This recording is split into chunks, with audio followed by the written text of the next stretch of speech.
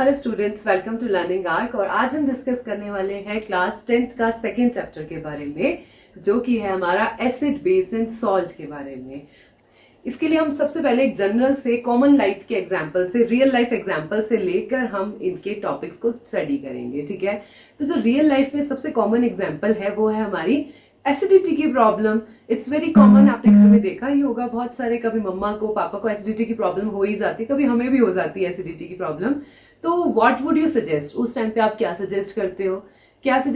उस टाइम पर आप कहते हैं कि लेमन वाटर ले लीजिए, बेकिंग सोडा ले लीजिए, है ना, या फिर क्या कर सकते हैं, विनेगर ले लीजिए, ठीक है, इनो ले लीजिए। ये सब चीजें आप सजेस्ट करते हो ना, ओवर एसिडिटी की वजह से, ओवर ईटिंग की वजह से जो एसिडिटी हमारे साथ आई है। ठीक है, तो उसको ओवरकम करने के लिए या फिर उसके इफेक्ट को नलीफाइड करने के लिए we are using base.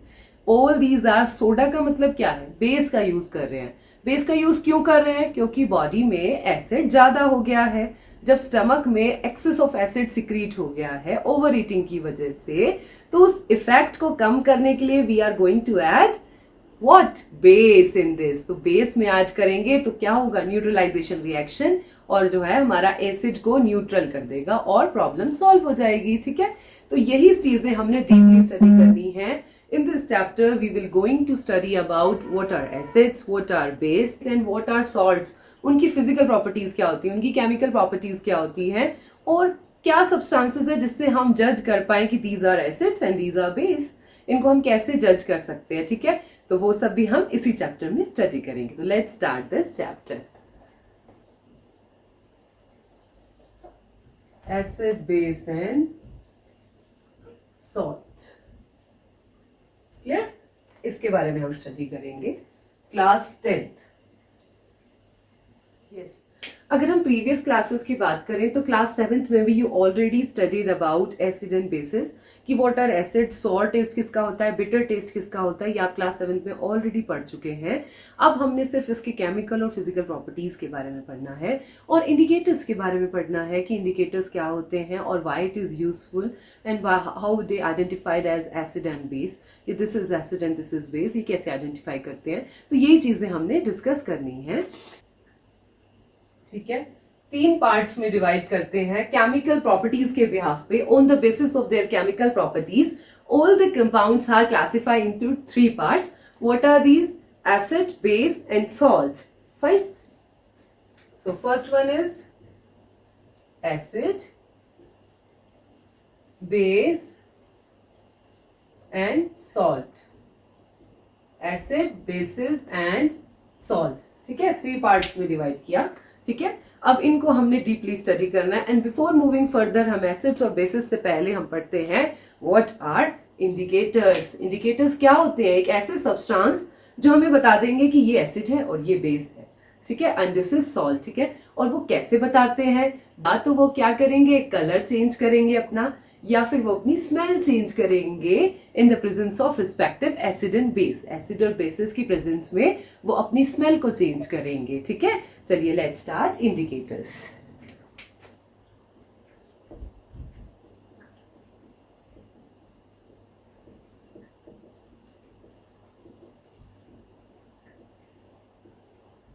In order to know whether a substance is acid or base, we should first know about the term indicator. What are indicators and how they are useful in identifying whether a substance is acid or base. ठीक है, so indicator क्या होता है, इसकी exact definition की अगर हम बात करें तो its definition is it is a dye which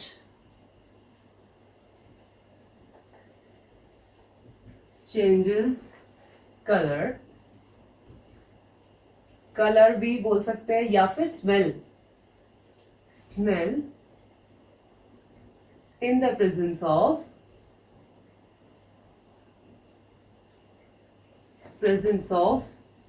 acid and basis. ठीक है, एसिड और बेसिस के साथ वो अपना क्या करे, या तो वो क्या करे, कलर को चेंज करे या फिर स्मेल को चेंज करे। अगर हम बात करें नॉर्मली तो चेंजेस 2 तरीके से हो सकते हैं, या तो क्या हो, स्मेल में चेंज हो, ठीक है, इसमें सबसे कॉमन एग्जांपल अनियन आता है। आप कहेंगे कि प्याज का यूज किया जाता है, बिल्कुल। प्याज की जो एक स्पेसिफिक स्मेल होती है वो एसिड और बेसिस की प्रेजेंस में हट जाती है, और किसकी प्रेजेंस में हटती है वो हम अभी स्टडी करेंगे, ठीक है। तो स्मेल चेंज होती है, दूसरा क्या होता है, कलर चेंज हो जाता है, ठीक है। कलर के बेसिस पर 3 मोस्ट कॉमन टाइप के इंडिकेटर्स होते हैं। कौन कौन से होते हैं? सबसे पहला होता है लिटमस, ठीक है। सेकेंड वाला होता है, ये हमारा कैसा होता है, नेचुरल इंडिकेटर होता है, क्योंकि एक प्लांट से ऑब्टेन्ड होता है, ठीक है। उसके बाद जो सेकेंड आता है, this is methyl orange, and the third one is, ठीक है, दिस इज फिनोक्सिलिन। तो 3 मोस्ट कॉमन टाइप के इंडिकेटर्स होते हैं। अगर इसमें हम बात करें तो लिटमस इज नेचुरल इंडिकेटर, क्योंकि ये प्लांट्स के एक्सट्रैक्ट से ऑब्टेन्ड होता है, और बाकी के जो 2 हैं वो हमारे सिंथेटिक इंडिकेटर्स हैं, यानी कि मैन मेड है, आर्टिफिशियली बनाए गए हैं।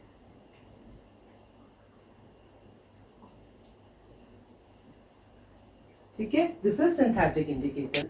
कलर के बिहाफ पे हम 3 टाइप के इंडिकेटर्स को स्टडी करते हैं। पहला लिटमस, लिटमस को हम सॉल्यूशन फॉर्म में भी यूज कर सकते हैं, लिटमस सॉल्यूशन भी यूज होता है लेबोरेटरीज में, या फिर सबसे कॉमन जो है वो लिटमस पेपर यूज होता है। 2 तरीके के पेपर्स होते हैं, एक रेड लिटमस, एक ब्लू लिटमस होता है, ठीक है। तो उसमें हम एक देखेंगे अभी कैरेक्टरिस्टिक्स, क्या क्या चेंजेस आते हैं, ब्लू रेड होता है या रेड ब्लू होता है, किस केस में क्या चेंज आता है, एसिड पे उनका क्या क्या इफेक्ट होता है। दूसरा आता है हमारे पास methyl orange. Methyl orange orange colour का ही सॉल्यूशन होता है, ये सिंथेटिक होता है। एंड फिनोफ्थलीन जो होता है वो नॉर्मल होता है, कलरलेस होता है, लेकिन वो पिंक कलर देता है बेसिक सॉल्यूशन में, वो हम देखेंगे, स्टडी करेंगे अभी आगे, ठीक है। तो सबसे पहले हम स्टडी कर लेते हैं लिटमस के बारे में, ठीक है। So first is litmus. तो ये स्मेल के बारे में जो है वो ऑलफैक्टरी इंडिकेटर्स हम लेटर ऑन डिस्कस करेंगे। जो स्मेल के बिहाफ पे होते हैं ना उनको बोलते हैं ऑलफैक्टरी इंडिकेटर, है ना। उसको केमिकल लैंग्वेज में क्या बोलते हैं, ऑलफैक्टरी।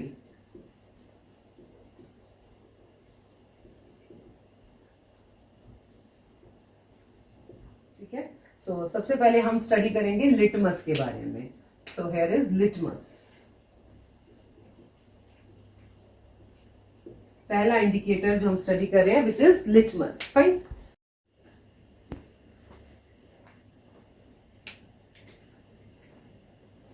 यस, लिटमस की अगर हम बात करें तो सबसे पहले इसके पॉइंट्स को स्टडी कर लेते हैं कि बेसिक पॉइंट्स इसके क्या क्या हैं। तो सबसे पहली बात तो आती है, it is a natural indicator.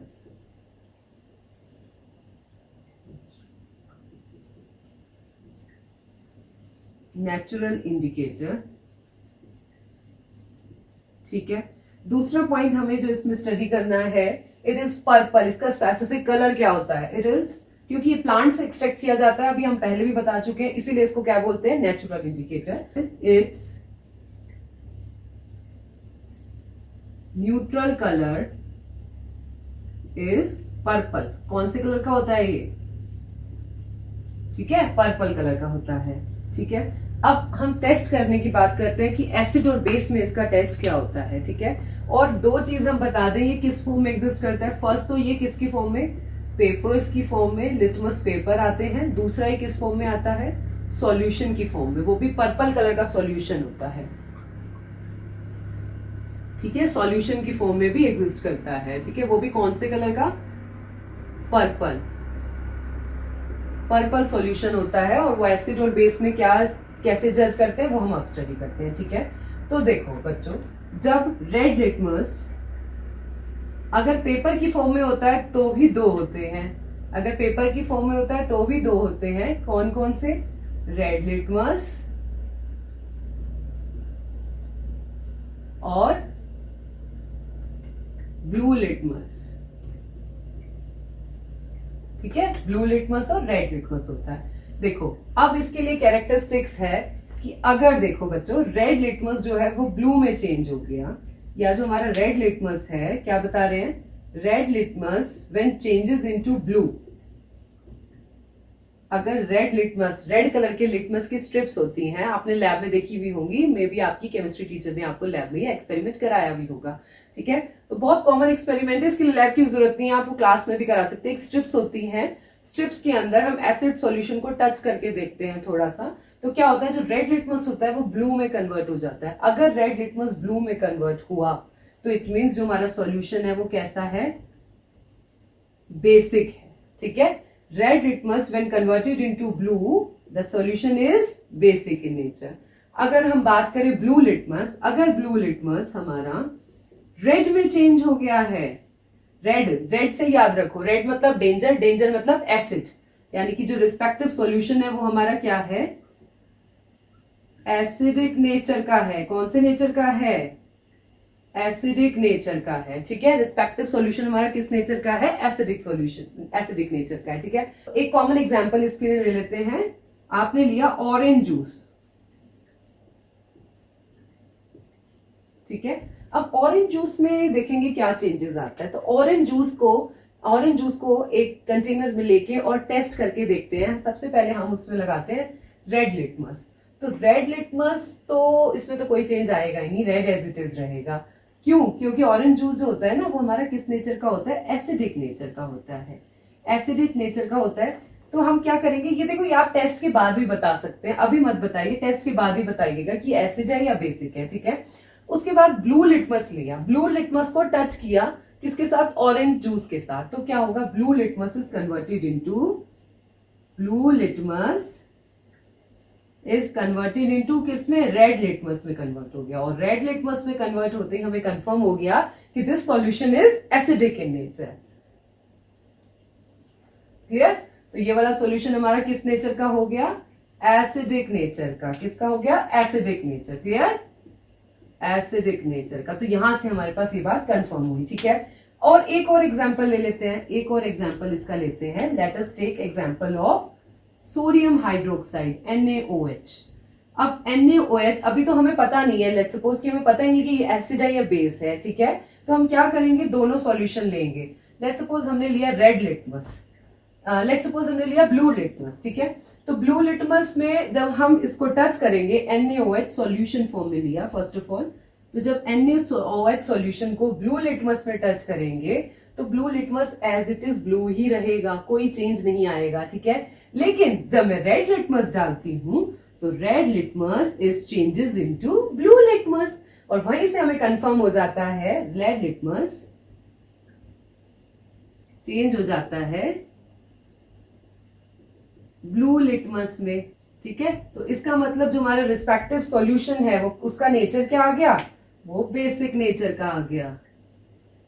ठीक है, ये बेसिक नेचर का हो गया। तो यहां से ये चीज हमें कंफर्म हो गई कि this is acidic in nature and this is basic in nature. और कौन सी डिवीजन से बिलोंग करता है, तो ये एक थैलोफाइटा डिवीजन है, उससे बिलोंग करता है।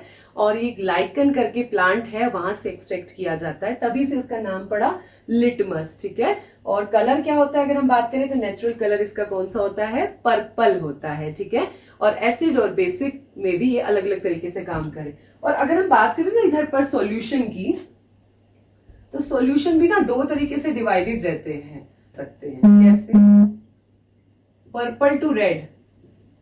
अगर हम बोले कि न्यूट्रल फॉर्म में इसका कलर तो पर्पल होगा, पर्पल सॉल्यूशन फॉर्म में रहता है, तो अगर पर्पल से रेड हो जाता है तो इसका मतलब रिस्पेक्टिव सॉल्यूशन हमारा किसका है, एसिडिक है। कैसे चेंज नेचर है उसका, एसिडिक,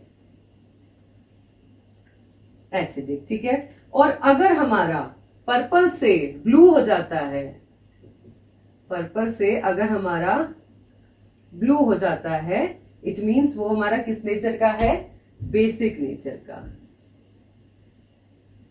ठीक है, बेसिक नेचर का। तो ये एसिडिक और ये हो गया हमारा basic nature. Clear, I think. तो यहां पर तो हमने इसके बारे में स्टडी कर लिया। अब दो तीन पॉइंट्स और हैं जो हमें स्टडी करने हैं अभी इसके ऊपर, तो let us study these points. एक पॉइंट इसमें और याद करना है, it is obtained from, it is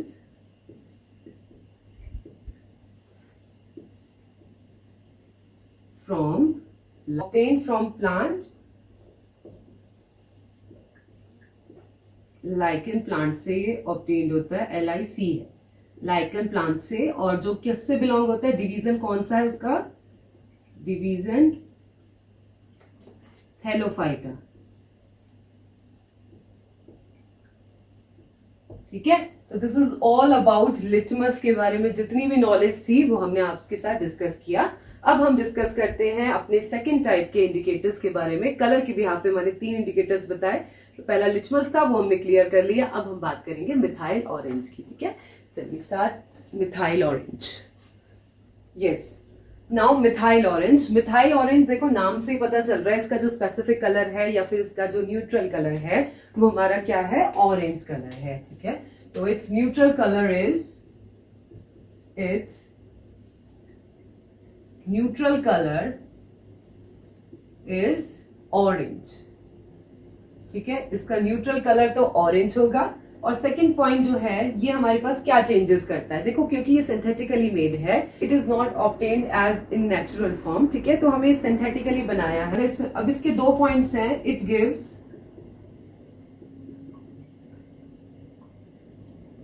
red colour, और रेड कलर कब देता है, पहले ही बताया आपको, रेड का मतलब डेंजर, डेंजर का मतलब एसिडिक सॉल्यूशन। ठीक है, तो it give red colour in acidic solution. ठीक है, एसिडिक सॉल्यूशन में अगर हम बोले कि ऑरेंज कलर अगर रेड में चेंज हो गया, इट मींस जो रिस्पेक्टिव सब्सटेंस है वो हमारा क्या है, एसिड है। क्या है, एसिड है। ठीक है, और अगर दूसरा पॉइंट देखें, दूसरा पॉइंट हमें बताता है it gives yellow colour in basic solution. Basic solution. ठीक है, सो अगर सिंपल लिखें तो कैसे लिखेंगे, when orange colour is changes into yellow, then respective substance क्या हो गया हमारा, बेस। ठीक है, और जो सॉल्यूशन है वो हमारा क्या हो गया, बेसिक सॉल्यूशन हो गया। ठीक है, तो ये आइडेंटिफाई टेस्ट है मिथाइल ऑरेंज का, किसके लिए, एसिड सॉल्यूशन के लिए as well as basic solution के लिए। Clear, I think this is all about methyl orange. अब हम थर्ड पढ़ेंगे विच इज फिनोफ्थलीन के बारे में पढ़ेंगे। ठीक है, this is phenolphthalein indicator. Phenolphthalein की अगर हम बात करें बच्चों, तो फिनोफ्थलीन जो होती है वो किस कलर की होती है, सिंपल ये कलरलेस होती है। कैसी होती है, ट्रांसपेरेंट लगेगी, आपको ऐसा लगेगा वाटर ही रखा है किसी बीकर में, बट इट इज फिनोफ्थलीन। ठीक है, बिल्कुल कलरलेस होता है ये सॉल्यूशन। ठीक है, this is colourless solution. Clear, now next, ये जो है ना फिनोफ्थलीन, ये बहुत ही इंपॉर्टेंट, एक तो सिंथेटिक इंडिकेटर है बट बहुत ज्यादा यूजफुल है। 11th क्लास में जब आप टाइट्रेशन करेंगे, अगर आप 11th में आएंगे तो टाइट्रेशन तो मस्ट है वहां पर। टाइट्रेशन जब आप सीखेंगे सीनियर क्लासेस में, तो आपको ये समझ आएगा कि फिनोफ्थलीन कितना जरूरी है, क्योंकि फिनोफ्थलीन जो है वो बेस के साथ पिंक कलर देता है। ठीक है, तो अगर हम इसके टेस्ट की बात करें तो 2 टेस्ट होते हैं कि फिनोफ्थलीन जो है हमारा एसिड के साथ तो remain colourless as it is रहेगा, एसिड सॉल्यूशन में तो एज इट इज रहेगा। ठीक है, ठीक है, so in acid solution, acidic solution remain colourless, remain colourless. ठीक है, कलरलेस ही रहेगा। लेकिन अगर मैं बात करूं in basic solution, basic solution it changes into basic solution, क्या देगा, पिंक कलर देगा। ठीक है, it changes into pink colour. ठीक है, इन बेसिक सॉल्यूशन क्या हो जाएगा, पिंक कलर में चेंज हो जाएगा। तो ये 2 चीजें ही आपको याद रखनी है कि एसिड में तो कलरलेस रहेगा, कोई चेंज नहीं आएगा एसिडिक सॉल्यूशन में। लेकिन अगर मैं बात करती हूँ बेसिक सॉल्यूशन की, फिनोफ्थलीन की टेस्टिंग हम कर रहे हैं, तो फिनोफ्थलीन क्या होगा, पिंक कलर देगा बेस सॉल्यूशन में। ठीक है, तो ये 2 बातें हमें जाननी थी। और अगर हम नेचुरल कलर की बात करें तो वो हमारे को पता है, उसका न्यूट्रल कलर क्या होता है, कलरलेस सॉल्यूशन होता है, जो एसिडिक मीडियम में remain colourless as it is, but in basic solution it gives pink color. Clear, I think. So this is all about 3 indicators. Colour के बिहाफ पे हमने तीनों के बारे में स्टडी कर लिया, लिटमस के बारे में स्टडी कर लिया, फिनोफ्थलीन के बारे में, and third one is methyl orange के बारे में हमने स्टडी कर लिया है। So here we have completed all the indicators which is based on color. So here we have completed color based indicators, यानी कि तीनों के बारे में हमने स्टडी कर लिया, लिटमस के बारे में, फिनोफ्थलीन के बारे में, मिथाइल ऑरेंज के बारे में. If you have any query related to these topics, please comment me in the comment box, and if you like this video, do like, share, and don't forget to subscribe to my channel. Thank you, students. सो अब आगे के हम videos में discuss करेंगे कुछ natural indicators, और natural indicators भी होते हैं जो हम डेली लाइफ में देखते हैं, जिसमें से एक कॉमन है कि टर्मरिक, हल्दी के दाग, है ना। और दूसरा आपने हल्दी के दाग तो बहुत ही कॉमन है, जिसमें आपने देखा ही होगा कि अगर हम सॉफ्ट सॉल्यूशन को रब करते हैं तो क्या हो जाता है, रेड कलर चेंज हो जाता है। वैसे यूजुअली टर्मरिक का कलर स्पेसिफिक येलो होता है, वो कलर किस में चेंज हो जाता है, रेड में हो जाता है, ये ब्राउनिश रेड में हो जाता है, ठीक है, जब हम उस पर बेसिक सॉल्यूशन या फिर हम उस पर सॉप अप्लाई करते हैं, ठीक है। तो ऐसे ही बहुत सारे, और रेड केबिज एक्सट्रैक्ट भी होता है, बहुत सारे फ्लावर्स की पेटल्स भी होती हैं जो इस टाइप से काम करती हैं, एसिड और बेस को आइडेंटिफाई करती हैं, ठीक है। तो वो हम नेक्स्ट वीडियो में आपके साथ जरूर शेयर करेंगे। Thank you students.